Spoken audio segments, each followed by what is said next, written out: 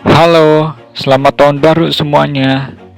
Selamat datang di konten pertama di 2021 yang juga sekaligus ulang tahun ke-7 Cartoon Network Fan Indonesia yang bernama The Story. Konten ini berisi rangkuman alur cerita dari sebuah animasi lengkap dengan pesan moral dan hal-hal apa saja yang bisa kita pelajari dari animasi tersebut. Di episode pertama ini, kita mulai dari Code Lyoko. Never looking back, I'ma keep myself on track. Keep my head up, staying strong. Always moving on. Feel I don't belong. Tell my thoughts to move along. Push myself to be the best. Die with no regrets.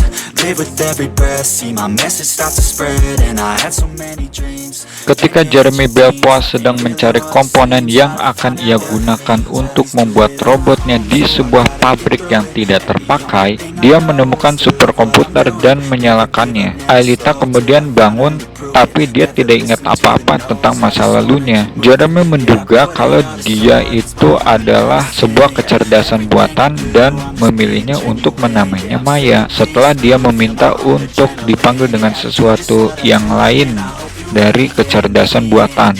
Ketika Jeremy mengetahui tentang scanner dan virtualisasi, dia mengirim Odd de la Robbia dan Ulrich Stern ke Lyoko. Mereka tidak bertemu Aelita karena mereka didevirtualisasi oleh blok di sektor S. Tapi itu sebelum Ulrich menemukan ada menara merah yang aneh di sektor yang sama. Merasakan getaran dari menara merah, Aelita menuju ke sektor S melalui akses menara. Jeremy ingin sekali untuk mematerialisasikan Aelita ke bumi, jadi mereka bisa mematikan superkomputer dan menetralisir sana untuk selamanya.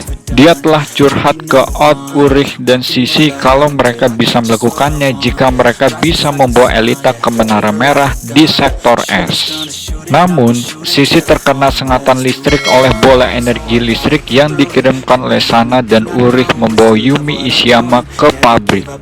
Jeremy mengirim Ulrich, Odd, dan Yumi ke Lyoko untuk membantu Aelita menuju ke menara setelah pertarungan sengit dengan monster Sana.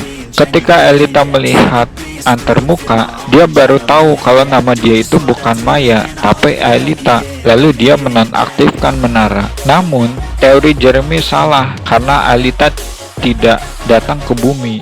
Aelita merasa kalau terus menyalakan superkomputer itu terlalu berbahaya, jadi mereka harus mematikannya dengan segera. Tapi yang lain setuju untuk terus bertarung melawan Sana hingga Jeremy mencari cara untuk mematerialisasikan Aelita.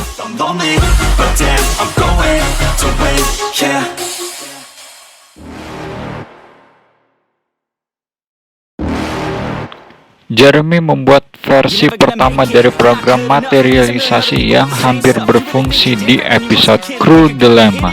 Baru saja dia pergi, Odd secara tidak sengaja menjatuhkan permen karena kaget mendengar suara Jeremy. Permen yang jatuh itu menekan beberapa tombol yang tidak diketahui sehingga membuat program tersebut dapat berfungsi. Karena tidak ada yang tahu konten lengkap mengenai program tersebut, maka program itu tidak bisa dibuat lagi. Untuk sebuah alasan yang tidak spesifik, maka program itu tidak bisa dibuat lagi. Karena dua fakta inilah, program tersebut hanya bisa digunakan sekali. Yumi jatuh ke laut digital menjelang akhir dari episode ini dan mereka harus menggunakan program tersebut padanya. Versi ini adalah satu-satunya program materialisasi yang mampu untuk memulihkan tubuh dari laut digital. Tidak seperti versi terbaru, di versi ini target tidak harus berada di dalam menara untuk dapat bekerja. Di episode Just in Time, Jeremy berhasil membuat program materialisasi yang benar-benar dapat berfungsi. Karena dia tidak yakin jika program tersebut bekerja atau tidak, dia melakukan uji coba dengan mematerialisasikan sehelai rambut darinya. Ini berhasil, tapi pada akhirnya program ini mengalami bug sehingga jika Aelita menggunakan kode Lyoko, dia akan terhapus. Persis kejadian itu akan terjadi, mereka menggunakan rambutnya untuk mengkloning dirinya dan memulihkan data-datanya. Di episode Frontier, ketika Aelita dan Jeremy mencoba untuk melakukan tes kembali, Aelita secara tidak sengaja melakukan persiapan yang sudah dilakukan oleh Jeremy sebelumnya. dan ini mengakibatkan Jeremy marah padanya. Ketika Jeremy merasa kalau dia menyakiti Aelita, dia memilih untuk pergi ke Lyoko sendirian. Tapi sebuah error muncul yang mengakibatkan Jeremy berada di suatu tempat di antara Lyoko dan bumi. Aelita yang terhubung dengan Jeremy mengaktifkan 4 menara dari 4 sektor sehingga bisa membawa Jeremy kembali ke bumi dengan selamat hanya sebelum superkomputer menghapusnya. Di episode Code Earth, Jeremy berhasil membuat program materialisasi yang benar dan meminta Aelita menuju ke sektor hutan. Namun, monster menyerangnya dan menara tempat di mana dia berada untuk menghentikannya keluar dari Lyoko. Tapi dengan bantuan dari Ulrich, Aelita berhasil dimaterialisasi untuk pertama kalinya ke bumi dan yang lain menyambutnya di ruang scanner.